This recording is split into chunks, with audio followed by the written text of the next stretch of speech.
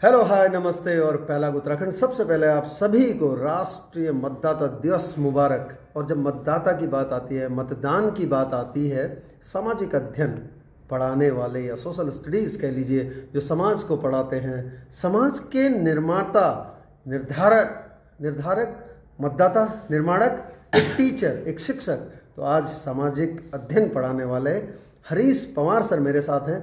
Camera थोड़ी देर बाद उनकी तरफ होगा। और आज सबसे अच्छी बात यह है कि NIPVD यानी कि राष्ट्रीय दृष्टि दिव्यांगजन सशक्तिकरण संस्थान में आज कर्मचारी यूनियन का चुनाव भी है। उनसे बात करते हैं कुछ पहलुओं पर, मतदान, मतदाता और कितना अहम होता है ये सारी चीज़ें मैं बात करने वाला हूँ आज हरीश पंवार जी से। मेरे कलीग भी हैं, मेरे साथी भी हैं। तो चलिए कैमरा अब उनकी तरफ, मैं हट जाता हूँ दूर। सबसे पहले तो सर आपको बहुत बहुत नमस्कार। Sir thank you. आपने इस शुभ दिवस के दिन अगर हमें चुना है तो मैं मतदान दिवस की हार्दिक बधाई और शुभकामनाएं दूंगा। और साथ में ये बहुत खुशी का दिन है क्योंकि मतदान दिवस भी है और आज NIPVD यूनियन के चुनाव भी है। दोनों का जो संयोग और संजोग जो हो रहा है, शायद मुझे लग रहा है इससे बेहतर अच्छा दिन शायद चुनाव के लिए नहीं है। तो ये भी एक बहुत अच्छी बात है। और जो मेरा मानना है कि अगर हम NIPVD चुनाव की बात करें, बिल्कुल तो, सर आपने जैसे कहा कि आज का दिन बहुत बहुत महत्वपूर्ण है और बहुत अहम भी बन जाता है। इन्हीं पहलुओं पर अब चलिए आगे चर्चा शुरू करते हैं। और सर आपको क्या लगता है, ये जो मतदान है, एक कहते हैं ना कि डेमोक्रेटिक कंट्री में मतदान का कितना महत्व है, पहले तो ये समझा दीजिए सर जरा। सर अगर हम लोकतंत्र की बात करते हैं तो उसमें मतदान इतना महत्वपूर्ण है कि लोकतंत्र की कल्पना करना मुश्किल हो जाएगा अगर मतदान नहीं होगा। तो इसलिए मतदान, आप ये कह सकते हैं कि किसी भी देश को या लोकतंत्र बचाने के लिए मतदान ही महत्वपूर्ण है। अगर मतदान नहीं है तो उस देश की लोकतांत्रिक कल्पना करना भी असंभव है। क्या बात है सर, ये तो रही कि मतदान कितना महत्वपूर्ण है। बिल्कुल सही कहा सर आपने।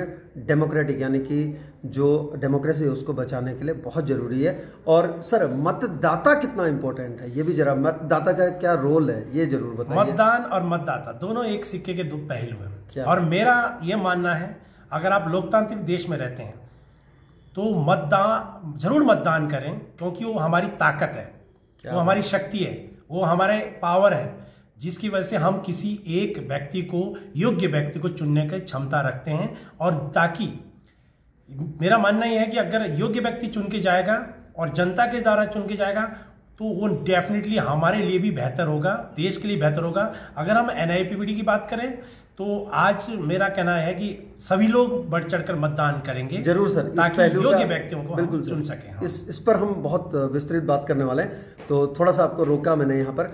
एक टीचर के रूप में, एक जब आपका विषय आप समाज पढ़ाते हैं, सामाजिक अध्ययन और समाज को जब करते हैं, तो एक टीचर के रूप में क्या भूमिका बनती है सर आपकी, अगर मैं इन जनरल अगर बात करूं, क्योंकि स्टूडेंट्स को तैयार करते हैं, उन्होंने ही आगे जाकर अलग अलग ओहदों पे जाना है और अलग अलग जाना है। तो कितना इंपॉर्टेंट हो जाता है आपका सब्जेक्ट और उस पर अच्छी कमांड होना।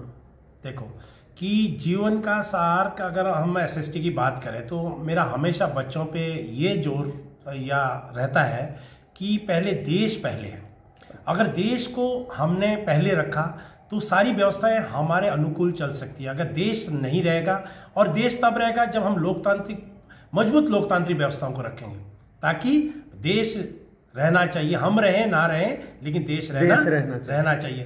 तो यही लोकतंत्र या चुनाव की खूबसूरती है। और मैं आपको बता देता हूं थोड़ा सा, इस लोकतंत्र को लाने के लिए ना जाने कितने 100 साल लगे होंगे। क्योंकि अगर हम पुरानी व्यवस्थाओं को देखें, बिल्कुल साम्यवाद की बात है, सामंतवाद की बात है, साम्राज्यवाद की बात है, राजतंत्र की बात है, वो सभी पहलुओं को चेक किया गया था। तो जब उन सभी को पार किया तो सबसे बेहतर विचारधारा लोकतंत्र की लगी।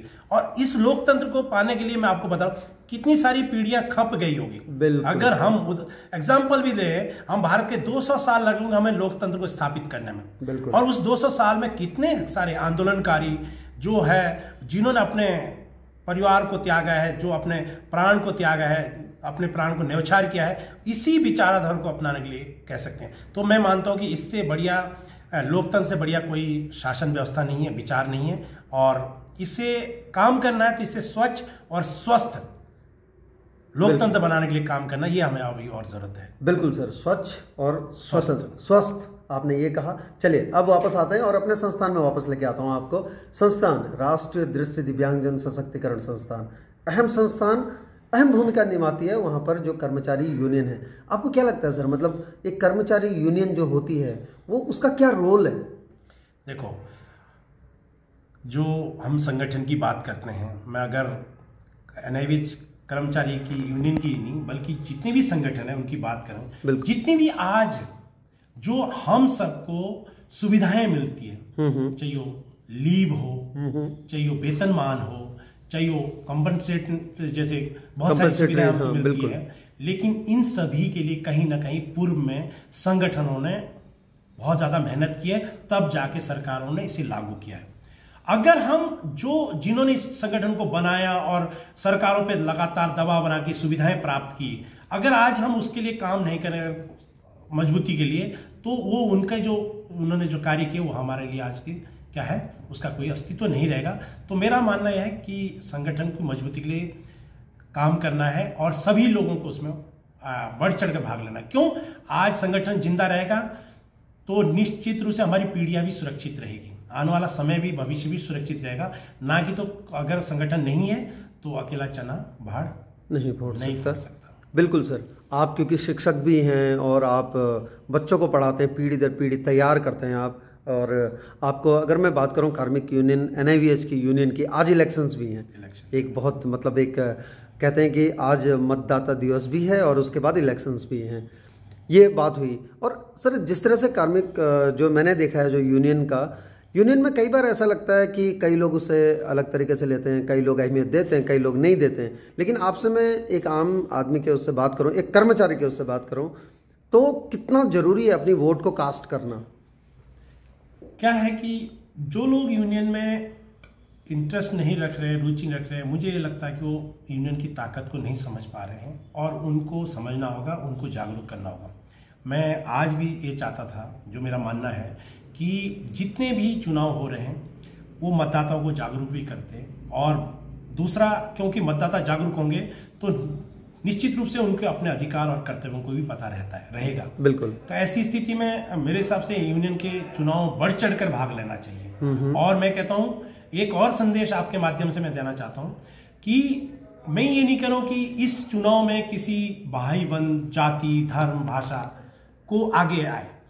उपयुक्त कैंडिडेट को चुने जो लगता है कि इस संगठन को आगे बचाए और लोगों के लिए काम करे, ऐसे व्यक्ति को चुने। मेरी ये अपील भी रहेगी साथ में। बिल्कुल सर, आज क्योंकि चुनाव भी है, चलिए आपको भी आज के चुनाव के लिए बहुत बहुत शुभकामनाएं और साथ ही आज के दिवस की भी।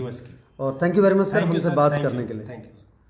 तो ये थे हरीश पवार सर जो कि मेरे साथ बातें कर रहे थे, मतदान पर बातें करी। और आज कार्मिक संघ का जो चुनाव है वो है, नजरें हैं उन प्रतिनिधियों पर जो प्रतिनिधित्व करने वाले हैं कर्मचारियों का।